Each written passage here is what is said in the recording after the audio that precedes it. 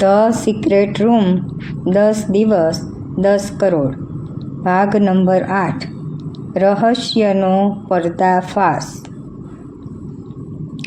રૂમમાં ફરી લાઇટ થાય છે। અર્જુન જ્યારે રૂમમાં નજરથી જુએ છે તો નજીકમાં એક ટેબલ પડેલું સામે નજરે પડે છે।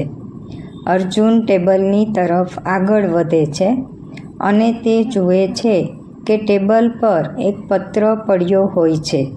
અર્જુન ટેબલની નજીક પહોંચી અને ટેબલ પર પડેલો પત્ર હાથમાં લે છે અને વાંચવા લાગે છે, જેમાં લખ્યું હોય છે, તારા પિતાના મોતનું રહસ્ય આ હવેલીમાં જ છુપાયેલું છે।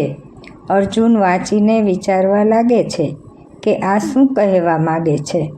8મા દિવસે અર્જુન મોટિવેશન અને ગુસ્સાથી ભરેલો છે। ત્યાં તેને એક સામે ભોંયરું નજરે પડે છે। અર્જુન ભોંયરા તરફ આગળ વધે છે અને ઉપરથી નજર કરે છે તો ત્યાં અંધારું જણાય છે।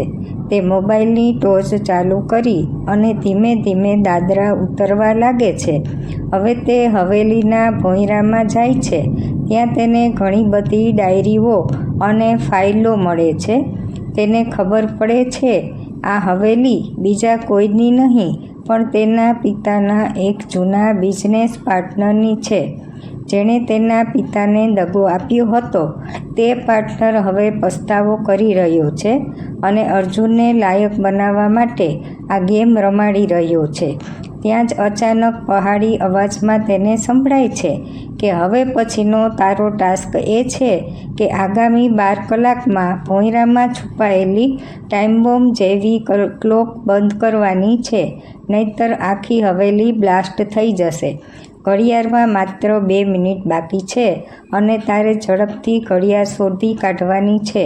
અર્જુન આમતેમ નજર દોડાવતા ઘડિયાળ શોધવા લાગે છે। તે શાંતિથી અવાજ સાંભળવા પ્રયત્ન કરે છે કે ઘડિયાળ કઈ બાજુ પડેલી છે। તે અવાજની દિશામાં આગળ વધે છે અને ધીમે ધીમે તેને ઘડિયાળ મળી જાય છે।